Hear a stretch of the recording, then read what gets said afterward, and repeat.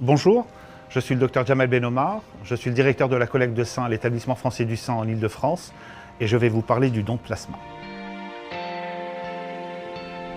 Le plasma est le liquide qui se trouve dans nos veines et nos artères qui permet de véhiculer les cellules, les globules blancs, les plaquettes, les globules rouges. Mais pas que, puisque dans ce plasma, l'intérêt c'est qu'il y a des protéines, des macromolécules, qui permettent pour les unes de maintenir une pression artérielle stable dans le sang, grâce à l'albumine par exemple, mais aussi essentiellement des immunoglobulines qui permettent d'aller lutter contre des infections graves et importantes comme le tétanos, l'hépatite B, etc.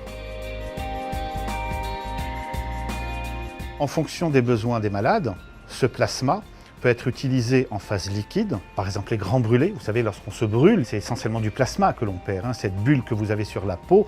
Imaginez qu'une surface corporelle d'au moins 50% soit brûlée, eh bien c'est une véritable hémorragie de plasma. Et dans ce cas-là, il faut absolument aller transfuser ce plasma. On utilise aussi du plasma au lendemain de greffe d'organes, lorsqu'il y a des rejets par exemple d'organes, pour éliminer ces anticorps qui sont délétères, qui peuvent rejeter la greffe, eh bien il va falloir faire des échanges plasmatiques. Par contre, il y a une autre utilisation. Ce plasma peut être acheminé au laboratoire français des biotechnologies qui va permettre d'extraire des médicaments dérivés du sang.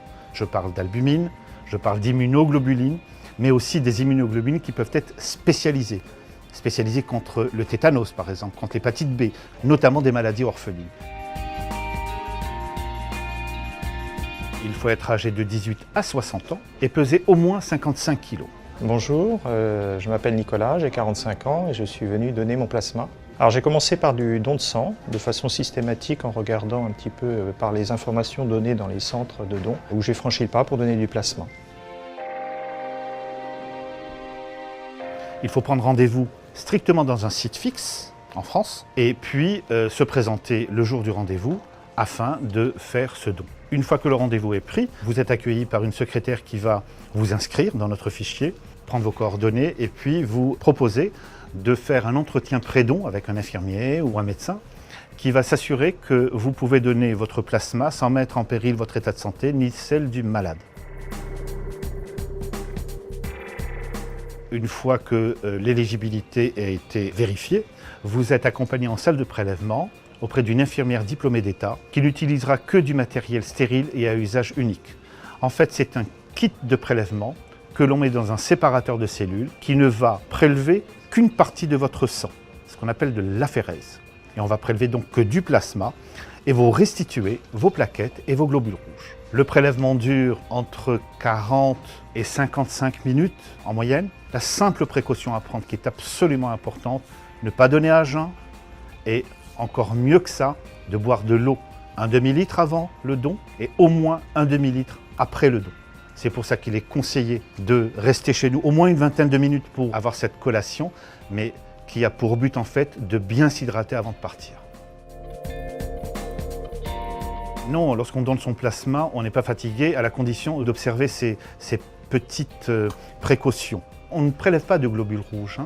Les globules rouges vous sont restitués, donc les transporteurs d'oxygène, c'est ça qui peut provoquer exceptionnellement une fatigue passagère. Ce que l'on prélève en fait, c'est du plasma qui est acellulaire. Il n'y a pas de cellules dans le plasma. Après le don, on se sent bien, il faut juste faire attention de ne pas faire d'efforts dans la journée, bien s'hydrater, c'est les conditions pour que l'après-don se passe bien. Nous savons aujourd'hui surgeler puis congeler le plasma pendant 1 an. On reste autosuffisant, mais le nombre de donneurs n'est pas suffisant. Seulement 4% des Français qui remplissent les conditions de pouvoir donner du sang passent à l'acte. Seulement 4%.